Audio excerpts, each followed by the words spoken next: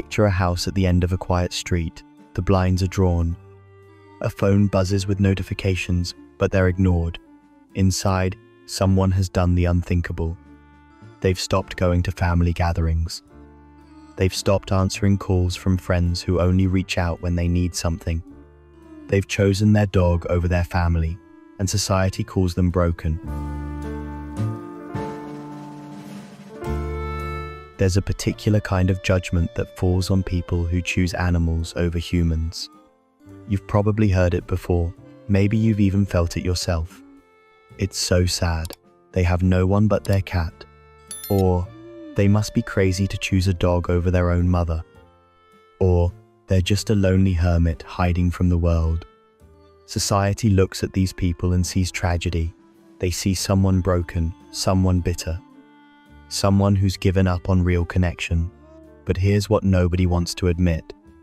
The person who chooses their pet over toxic people often is the only sane one in the entire equation. This isn't about hating humans. It's not about being antisocial or damaged or incapable of real relationships. It's about something much deeper. Something that reveals a painful truth about human connection that most people refuse to face. Because when someone reaches the point where a wagging tail means more than a family dinner, when purring feels safer than a phone call, when they'd rather spend their birthday with their dog than their best friend, something significant has happened. And it's not what you think. The breaking point. To understand why someone chooses an animal over a human, you have to understand something called the betrayal threshold. Every person has a limit to how many lies they can be told, a limit to how much manipulation they can endure, a limit to how many times they can be the bigger person while getting nothing in return. When someone cuts off family or friends and retreats to a life with just their pets, it's rarely a sudden decision. It's death by 1,000 cuts. It's years of being let down, years of being used, years of realizing that the people who were supposed to love you unconditionally actually had a very long list of conditions. Psychologically, humans are complicated. We lie, we manipulate, we keep score. We say, "I love you," while resenting you for things you don't even know about. We give the silent treatment. We gaslight. We hold grudges. We make you guess what's wrong instead of just telling you. But an animal has no hidden agenda. An animal doesn't play mind games. An animal can't deceive you. When your dog is happy to see you, that joy is real. When your cat wants space, they just walk away. No passive aggression, no guilt trips. No complicated emotions you have to decode. When someone reaches their betrayal threshold, they experience something psychologists call trust fatigue. They're simply too exhausted to decode another human interaction, too tired to wonder if someone really means what they say, too worn out from trying to figure out who's talking about them behind their back. So they turn to the one creature that is biologically incapable of lying to them. And suddenly, life gets quieter, simpler, safer. Choosing a pet over a human isn't an act of hatred, it's an act of exhaustion. It's the desperate need for a relationship where the rules don't change every single day.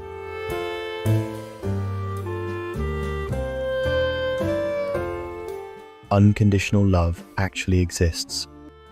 In the 1950s, psychologist Carl Rogers talked about something called unconditional positive regard. It means being loved, accepted, and supported completely without any conditions attached. It's considered the gold standard of healthy relationships. Here's the uncomfortable truth. Humans are almost incapable of this. Even the best parents, the most loving partners, the closest friends have conditions. They may not say them out loud, but they're there. I'll love you if you succeed. I'll love you if you agree with me. I'll love you if you don't embarrass me. I'll love you if you meet my expectations. I'll love you if you make me feel good about myself. Human love, even at its best, is often a transaction. You give this, you get that. You act this way, you receive affection. You disappoint someone, the warmth disappears. But the love of a pet? That's actually unconditional. Your dog doesn't care if you lost your job. Your cat doesn't judge you for gaining weight. Your rabbit doesn't care about your social status or your bank account or your past mistakes. They care about your presence, your kindness. Whether you feed them and give them affection, that's it. That's the entire list. For someone who has been judged their entire life by critical parents, fake friends, or a demanding society, this isn't just nice. It's life-saving. It's the first time in their life they've experienced love that doesn't come with a performance requirement. The person who isolates with their pets isn't hiding from love. They're finally getting the real version of it. They've traded the conditional, complicated, exhausting love of humans for the simple, honest, pure love of an animal. And once you've felt that difference, it's really hard to go back. If you're starting to see yourself in this, if you've ever felt more understood by your pet than by the people in your life, subscribe to Mindseed. We explore the psychology behind why you feel what you feel, helping you understand that choosing peace over chaos isn't weakness, it's wisdom. Your nervous system knows. Here's where the science gets really interesting. There's something called polyvagal theory that explains why it physically feels better to be alone with a pet than in a room full of people. Your nervous system has different states. When you're around toxic family members or judgmental friends, you're in fight or flight mode. Your heart rate goes up, your stress hormones spike, you're constantly scanning for threats. You're on edge, waiting for the next criticism, the next argument, the next moment when you have to defend yourself. But when you shut the door, lock out the world, and sit on the floor with your animal, something shifts. Your nervous system moves into a state of safety. Your heart rate slows, your breathing deepens, your body finally relaxes. Here's the fascinating part. Studies show that for people who've experienced trauma, being around humans triggers the danger signal in their nervous system, but being around animals triggers the safety signal. Your pet acts as a biological anchor. They co-regulate your heartbeat. When a cat purrs or a dog rests its head on your lap, they're physically lowering your blood pressure.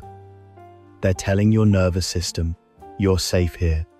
So when you decline the invitation to the family reunion to stay home with your pets, you're not being antisocial. You're engaging in nervous system regulation. You're choosing a biological state of peace over a biological state of war. You're prioritizing your mental health over their expectations. And there's nothing wrong with that. The grief nobody acknowledges. People who cut others off to be with their pets often carry something heavy, complex trauma. They've been let down by the very people who were supposed to protect them. Parents who hurt them, friends who betrayed them, family members who chose sides or stayed silent when they needed support. When you realize your family is toxic or your friendships are one-sided, you go through a massive grieving process. You're not just losing people, you're losing the hope that those relationships would ever be what you needed them to be. But society doesn't understand this grief. They say, but it's your mother. Or, you've been friends for 10 years. Or, family is family. They act like DNA or history should be enough reason to stay in relationships that are destroying you. This creates what's called disenfranchised grief. Grief that isn't acknowledged or validated by society. Grief you're expected to hide or get over quickly. Your pet becomes the only witness to this grief. They're the only ones who see you cry at 3 a.m. They're the only ones who don't tell you to just forgive and move on. They don't give you advice or judge you for still being hurt. They just sit with you. This creates a bond, a trauma bond, but a healthy one. You and your animal against the world. Your pet becomes what psychologists call a secure base, a source of safety that allows you to heal and rebuild. If your family failed to provide that safety, you replace them. You build a new family structure where the parent or partner is replaced by a being that will never abandon you, never betray you. never use your vulnerabilities against you. It's not pathetic. It's a rational reconstruction of what family is supposed to be, stripped of the abuse and conditions. The exhaustion of decoding humans. Why is human interaction so draining for some people? Because it requires constant mental work. Humans lie. We use sarcasm. We're passive-aggressive. We say "I'm fine" when we're furious. We smile while we're seething inside. To survive in the human world, especially with toxic people, you have to be a detective. You have to constantly analyze. What did they mean by that tone? Why did they word it that way? Are they talking about me behind my back? What are they really asking for? It's exhausting. Your brain is working overtime, just trying to figure out if someone is being genuine or manipulative. Animals have radical honesty. An animal cannot lie. If a dog is angry, it growls. If a cat is annoyed, it walks away or flicks its tail. If a bird is happy, it sings. There's zero subtext, zero hidden meaning, zero mind games. For someone who's cut off the world, this is the ultimate luxury, cognitive ease. They no longer have to burn mental energy trying to figure out who's being fake. The animal is exactly what it seems. This tells us something important. People who choose pets over people aren't crazy. They're often highly sensitive people or empaths who are simply exhausted by the dishonesty of human interaction. They crave truth. And since they couldn't find truth at the dinner table or in text messages or at family gatherings, they found it in the dog bed. They prefer an honest growl to a fake smile. They'd rather deal with straightforward animal behavior than navigate the minefield of human deception. They're not cold, they feel too much. Here's the biggest myth society tells about these people. They must hate humanity. They must be cold, unfeeling hermits who don't know how to love. The data suggests the exact opposite. People who form deep attachments to animals often score incredibly high in empathy. They don't retreat from the world because they don't feel enough. They retreat because they feel too much. They see the cruelty in the world. They see how people treat each other. They feel the pain of others intensely. They absorb emotions like a sponge, and eventually, this leads to compassion fatigue.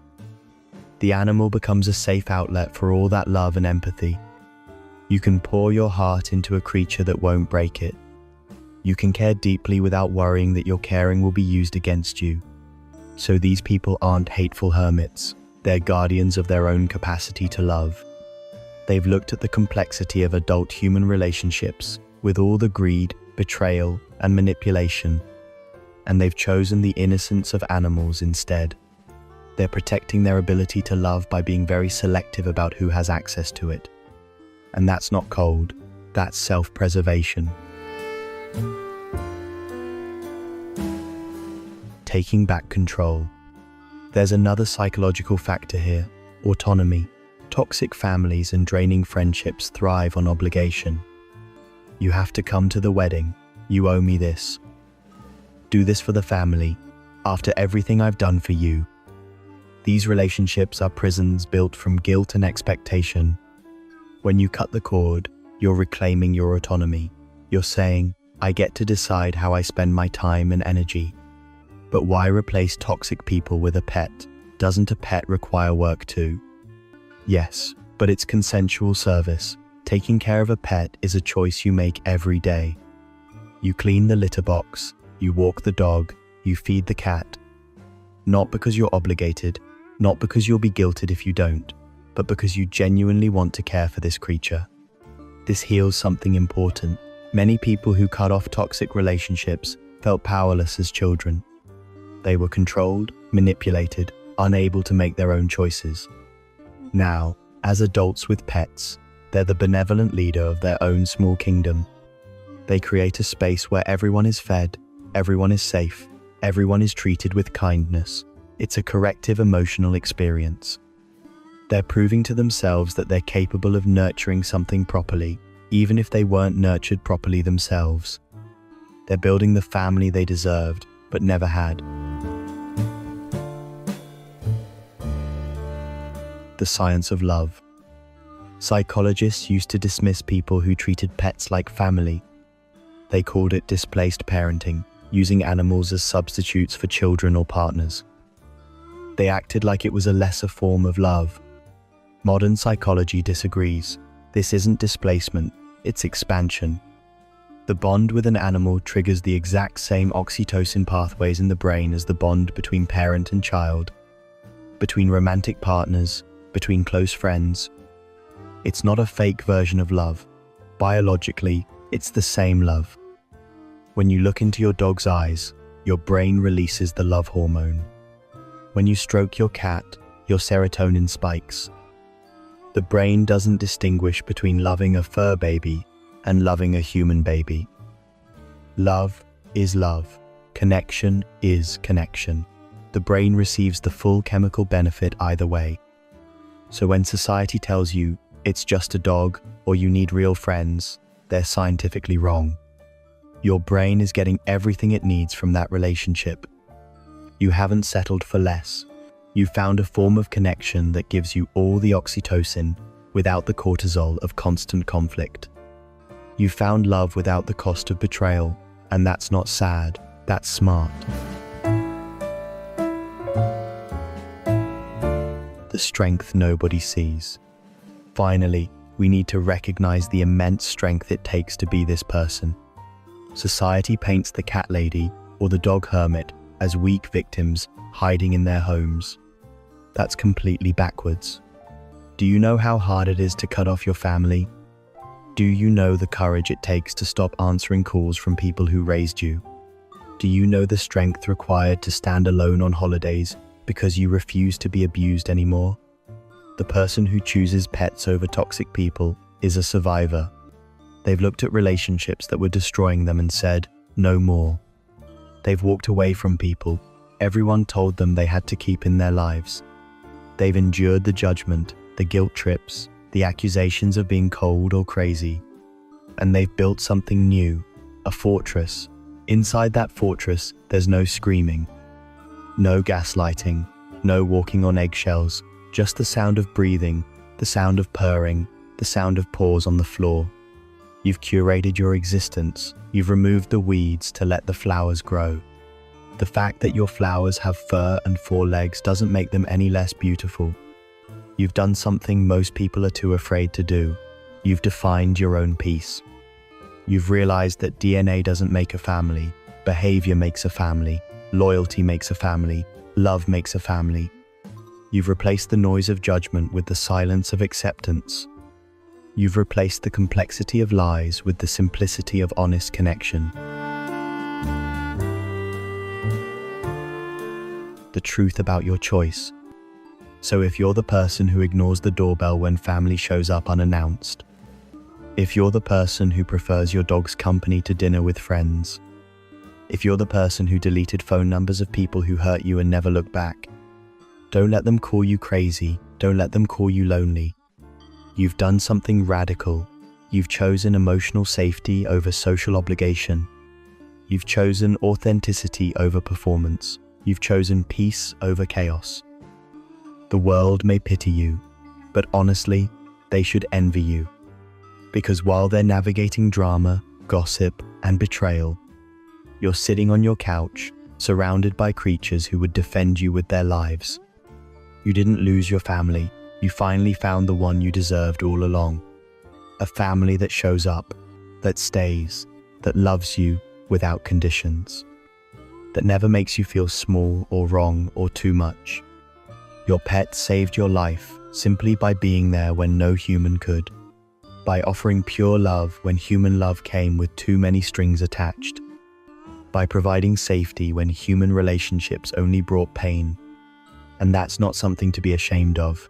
That's something to honor. Because you didn't cut people off because you hate humanity. You cut them off because you finally started loving yourself. You finally decided your peace matters more than their expectations. Your mental health matters more than their comfort. Your right to feel safe matters more than their right to have access to you. If you have a pet who saved you, who sat with you through the hardest moments, who loves you without asking you to be anything other than yourself, drop a comment. I want to hear your story. And if this resonated with you, if you finally feel seen and understood, hit that subscribe button. We go deeper into psychology every week, helping you understand that your choices aren't wrong, they're self-preservation. You're not broken, you're healing. And sometimes healing means choosing the love that doesn't hurt.